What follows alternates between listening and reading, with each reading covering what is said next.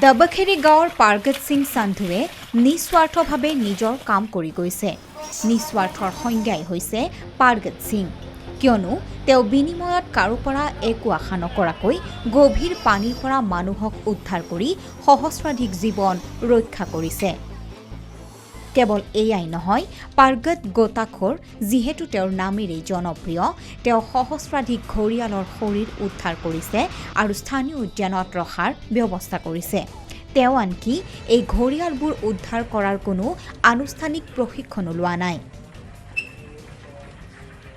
मैं पिछले 17-18 ਸਾਲਾਂ ਤੋਂ ਲਗਾਤਾਰ ਆਪਣੀਆਂ ਨਹਿਰਾਂ ਦੇ ਉੱਤੇ ਜੋ ਇਹ ਨਹਿਰ ਤੋਂ ਆਪਾਂ ਵੇਖ ਰਹੇ ਹਾਂ, ਇਹ ਪੰਜਾਬ ਤੋਂ ਅਨੰਦਪੁਰ ਸਾਹਿਬ, ਸਰਹੰਦ, ਰਾਜਪੁਰਾ ਹੁੰਦੀ ਹੋਈ ਅੰਬਾਲਾ, ਜਨਸੂਈ, ਕੁਰੂਕਸ਼ੇਤਰ ਹੋ ਕੇ ਦਿੱਲੀ ਜਾ ਰਹੀ ਹੈ। ਸੋ ਇਹਨਾਂ ਨਹਿਰਾਂ ਦੇ ਵਿੱਚ ਅਸੀਂ ਪਿਛਲੇ 16-17 ਸਾਲਾਂ ਤੋਂ ਲਗਾਤਾਰ ਆਪਣੇ ਪਸ਼ੂ ਚਰਾਉਂਦੇ ਹਾਂ ਔਰ ਨਾਲ ਹੀ ਇੱਕ ਜੋ ਪਰਮਾਤਮਾ ਨੇ ਸਾਨੂੰ ਛੋਟੀ ਜਿਹੀ ਸੇਵਾ ਬਖਸ਼ੀ ਹੋਈ, ਸੇਵਾ ਦੇ ਮੁਤਾਬਿਕ ਅਸੀਂ ਲਗਾਤਾਰ 17-18 ਸਾਲਾਂ ਤੋਂ ਇਹ ਸੇਵਾ ਨਿਭਾਉਂਦੇ ਹੋਏ ਤਕਰੀਬਨ 1665 ਲੋਕ ਜਿੰਦਾ ਨਹਿਰਾਂ ਦੇ ਵਿੱਚੋਂ ਕੱਢ ਕੇ ਇਹਨਾਂ ਦੇ ਪਰਿਵਾਰਾਂ ਨੂੰ ਸੌਂਪ ਦਿੱਤੇ। প্ৰতি বছৰে হাৰিয়ানাৰ পুখুৰীত জাপ দি শ শ লোকে জীৱন হেৰুৱায়। পাৰ্গত সিং সান্ধুৱে এই শদেহবোৰ উদ্ধাৰ কৰে। তেওঁ বৰ্তমানলৈকে 11,832টা শ উদ্ধাৰ কৰিছে।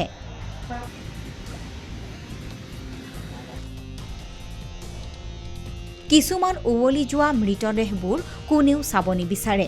সেইসমূহ তেওঁ পোষ্টমৰ্টেমৰ বাবে প্ৰেৰণ কৰে। তেওঁ কেৱল মৃত শৰীৰবোৰ উদ্ধাৰ নকৰে, বিভিন্নজনৰ জীৱন ৰক্ষা কৰে। তেওঁ বৰ্তমানলৈকে 1665জন লোকক উদ্ধাৰ কৰিছে।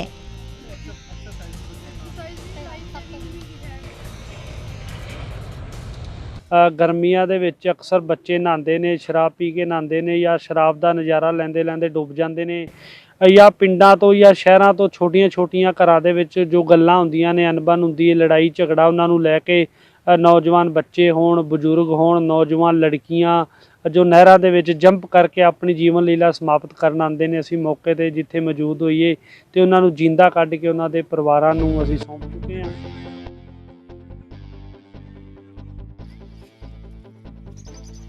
তেওঁ কেৱল মানুহেই নহয়, অতিপাত বৰষুণত ভাক্ৰা নদী আৰু চাটলুজ ইয়ানমুৰ লিংক পুখুৰীৰ পানী বৃদ্ধি হ'লে ঘৰিয়ালবোৰো উদ্ধাৰ কৰে।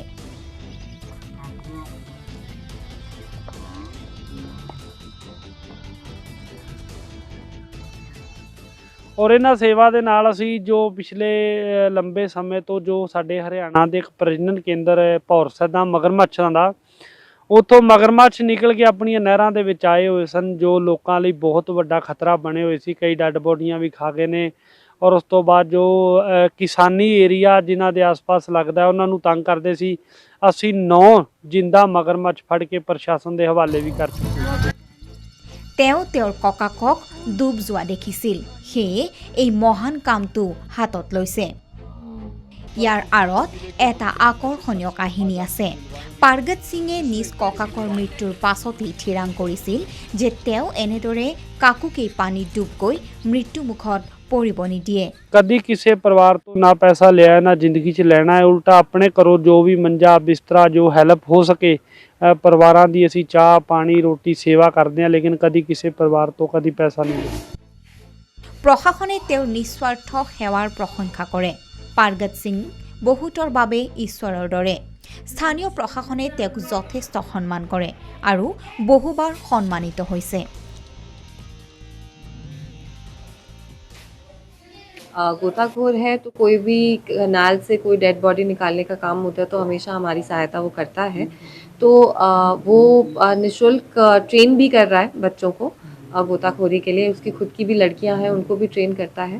तो उसको कई बार सरकार की तरफ से सम्मानित भी किया गया है। চৰকাৰে তেওঁক চাকৰিৰ বাবে নিযুক্তি দিছিল, কিন্তু কেইমাহমানৰ পিছত তেওঁক আঁতৰাই দিলে।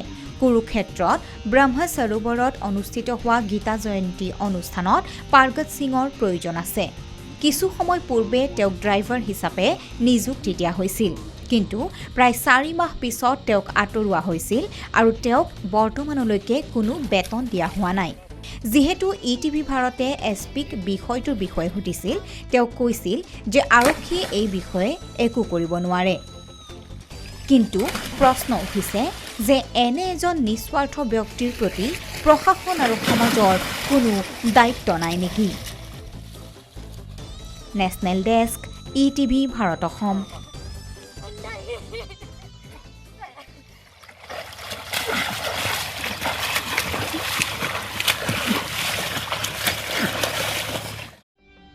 এনেধৰণৰ অধিক ভিডিঅ'ৰ বাবে ডাউনলোড কৰক ETV ভাৰত।